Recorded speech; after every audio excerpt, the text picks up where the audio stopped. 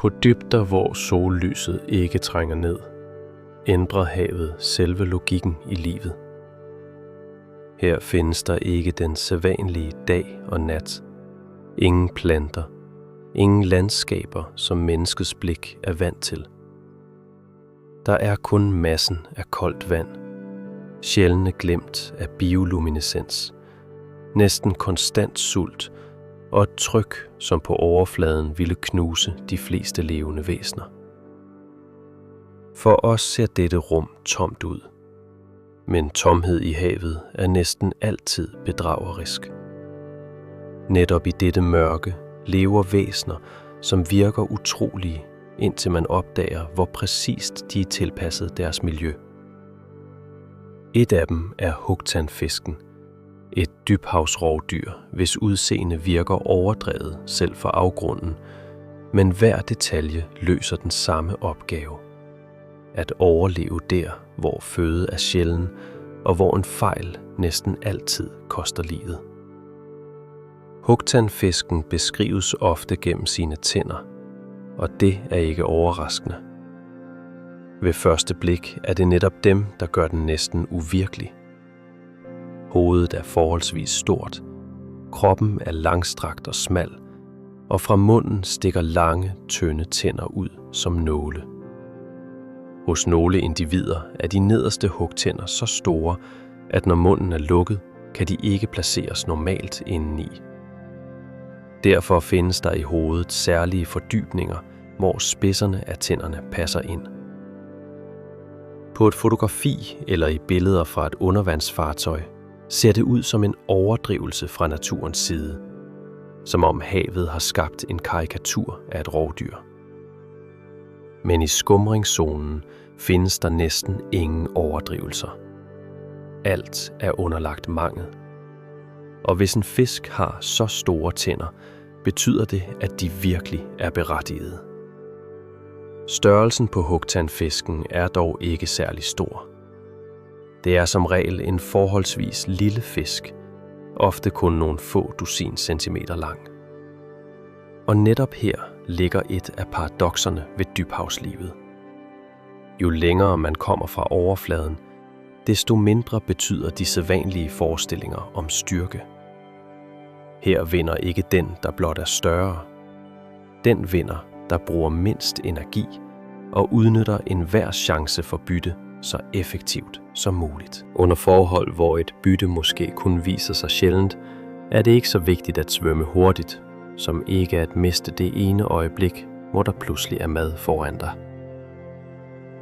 Hugtandfisken lever i lag af havet, der begynder omtrent der, hvor lyset allerede ophører med at være et pålideligt pejlemærke. Det er den såkaldte skumringszone, som strækker sig fra ca. 2 til 300 meter ned til 1000 meter og dybere, og hos nogle arter kan bevægelserne omfatte endnu større dybder. Her oplyser sollyset ikke længere omgivelserne, men antyder kun svagt sin tilstedeværelse et sted langt ovenfor. Med dybden forsvinder farverne. Rød forsvinder først, derefter gul, derefter grøn. Tilbage bliver en kold, blåsort verden, hvor enhver glød bliver en begivenhed. For dyrene betyder det én ting. Synet ændrer sin rolle. Det hjælper ikke længere så meget med at se detaljer, men opfanger silhuetter, blink og de mindste tegn på bevægelse. Og netop derfor bruger dybhavsrovdyr så ofte lys. Hugtandfisken er ingen undtagelse. På dens krop sidder fotoforer, små lysende organer, der skaber en svag bioluminescerende glød. For mennesker vækker ordet lys normalt tanken om, at man bliver lettere at opdage. Men i havets dybder fungerer alt mere kompliceret. Lys kan ikke kun afsløre, men også skjule. Hvis et rovdyr eller et bytte ser nedefra og op, bliver enhver mørk silhuet synlig mod den svage baggrund af lys fra overfladen. Nogle dybhavsdyr kompenserer for dette ved at oplyse undersiden af kroppen. En sådan metode hjælper med at udviske konturen og bogstaveligt talt fjerne sin egen skygge fra vandet. Hugtandfisken bruger lyset både som camouflage og som et redskab til jagt. Dens mest kendte egenskab er den lysende lokkemad. Fra området ved underkæben hænger en lang, strålelignende udvækst ned, og for enden af den findes et lysende område. I fuldstændigt mørke ser denne lille lyskilde ud som et selvstændigt levende væsen. Et lille bytte, der hjælpeløst bevæger sig i vandet. Det er ikke en aktiv forfølgelse. Hugtandfisken bruger ikke kræfter på lange jagter. Den hænger stille i vandsøjlen og venter. For dybhavsøkologien er dette en ideel strategi. Hvis miljøet er fattigt på føde, bliver jagt ikke en kapløb, men en beregning. Man må få byttet til selv at komme nærmere. Når det sker, kommer den anden del af dens konstruktion i spil. Angrebet.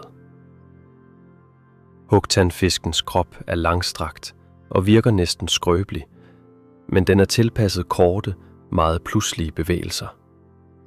Angrebet varer kun et øjeblik. Den lysende lokkemad fastholder byttets opmærksomhed, afstanden bliver mindre, og så åbner munden sig. Her bliver de lange tænder særlig vigtige. De sårer ikke blot. De skaber en geometri, hvor byttet næsten ikke kan slippe væk. Hvis byttet gribes på tværs af kroppen, fungerer disse nålelignende hugtænder som et gitter, der vender indad. Enhver bevægelse bagud forstærker kun grebet. I en verden, hvor chancen for en vellykket jagt ikke er særlig stor, er en sådan pålidelighed afgørende. Men et rovdyr fra dybet kan ikke eksistere kun på grund af et skræmmende udseende. Den vigtigste ressource i skumringszonen er energi. Derfor lever mange fisk her i en tilstand af konstant besparelse. Hugtandfisken ser det meste af tiden ikke aggressiv ud. Den farer ikke rundt, laver ikke unødvendige bevægelser og udforsker ikke omgivelserne uden grund. Tværtimod er dens adfærd styret af forsigtighed. Den kan i lang tid holde sig svævende i vandet og kun foretage minimale justeringer af sin position. Det er ikke dovenskab og ikke passivitet. Det er en præcis tilpasning til et miljø, hvor prisen for hvert unødvendigt ryk er for høj. En anden grund til, at hugtandfisken er interessant for forskere, er dens deltagelse i vertikale migrationer. Det er en af de største daglige bevægelser af biomasse på planeten. Når mørket falder på, stiger milliarder af organismer op fra dybet mod overfladen, hvor der er mere føde. Før daggry bevæger de sig igen nedad. Mange dybhavsfisk, herunder hugtandfisken, er indpasset i denne rytme. Om natten stiger de højere op, fordi sandsynligheden for at møde små fisk og hvirvelløse dyr bliver større. Om dagen vender de tilbage til større dybder, til mørkets sikkerhed. For mennesker virker havets dybder statiske. I virkeligheden er de i konstant bevægelse, ikke på grund af strømme, men på grund af levende kroppe. Denne rytme forklarer også hugtandfiskens særlige rolle i økosystemet. Den er hverken toppen af fødekæden eller dens bund. Den indtager en mellemposition, men en vigtig en. På den ene side æder den mindre fisk og hvirvelløse dyr og omdanner deres biomasse til energi, der er tilgængelig for næste niveau. På den anden side bliver den selv bytte for større rovdyr, blæksprutter, store fisk og nogle gange havpattedyr, hvis de bevæger sig til de samme dybder. I dybhavets økologi findes der næsten ingen unyttige former. Selv det mærkeligste væsen viser sig at være en del af en præcis kæde af energioverførsel. Det er også interessant, hvordan dybden ændrer disse dyrs udseende. Ved overfladen kan en stærk farve tiltrække opmærksomhed eller bruges til signaler. I afgrunden fungerer farve anderledes. Mange dybhavsfisk virker sorte, mørkebrune eller rødlige. Men rød farve forsvinder næsten helt på store dybder. Den bliver sort, fordi røde lysbølger simpelthen ikke når derned. Derfor bliver det, der for os virker som en tydelig farve, i det virkelige miljø til en fremragende camouflage. Hugtandfisken ser ikke spektakulær ud for de væsener, der lever omkring den. Den ser usynlig ud. Og det er langt vigtigere. Der er også et andet vigtigt punkt. Hugtandfiskens skræmmende udseende kan let føre til en misforståelse. For mennesker virker den som et symbol på aggression, som om den udelukkende er skabt til angreb. Men dens virkelige liv ligner mere venten end konstant vold. I havets dybder er det umuligt at jage uafbrudt. Der er simpelthen for få muligheder. Derfor er en succesfuld rovdyr ofte den, der kan lade være med at gøre noget i lang tid. Den, der sparer kræfter, smelter sammen med baggrunden, bruger lyset rigtigt og kun handler i det korte, afgørende øjeblik. I den forstand er hugtandfisken ikke et monster fra afgrunden, men en mester i beregning. Når forskere observerer sådanne væsener, ser de ikke kun en usædvanlig form, men også et svar på et grundlæggende spørgsmål. Hvordan tilpasser livet sig ekstreme forhold? Havets dybder forener flere begrænsninger på én gang.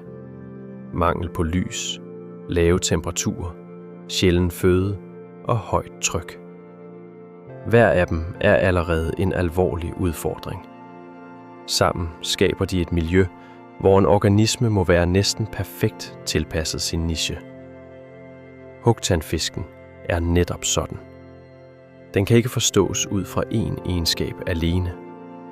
Tænderne, lokkemaden, den mørke krop, energibesparelsen i bevægelserne og deltagelsen i migrationerne. Alt dette er dele af én strategi. Netop derfor påvirker sådanne væsener fantasien så stærkt. De får os til at revurdere selve billedet af havet. Vi er vant til at tænke på havet som et rum med bølger, kyster, klart vand og velkendte fisk. Men det meste af havet er indrettet anderledes. Det er en verden, der lever uden sollys og uden vores orienteringspunkter. Der findes ingen velkendte kulisser der, og derfor virker enhver form for liv mere mærkelig end på overfladen. I virkeligheden er mærkeligheden her ikke undtagelsen, men reglen. Et sted i dette mørke fortsætter hugtandfisken sin sædvanlige vej. Den stiger og synker sammen med havets natlige bevægelse. Den hænger næsten ubevægelig i vandet, mens dens lysende lokkemad langsomt dirrer foran munden. Den har ikke travlt. Den behøver ikke have travlt. I en verden, hvor føde er knap og mødet med bytte betyder meget, bliver tålmodighed ikke en svaghed, men en fordel. Og når det rette øjeblik endelig kommer, bliver det klart, hvorfor naturen har givet den disse lange, nålelignende tænder. Hugtandfisken skræmmer kun ved første blik. Hvis man ser længere på den, kan man i stedet se ikke et uhyre, men en præcis livsform, som havet har formet til sine hårdeste betingelser. Måske er det netop derfor, den gør så stærkt indtryk. Den minder os om, at dybet ikke er et rige af kaos og rædsel, men et sted, hvor hver eneste detalje er underlagt nødvendighed. Der vinder ikke den, der ser mest skræmmende ud. Der overlever den, der er bedst beregnet til mørket.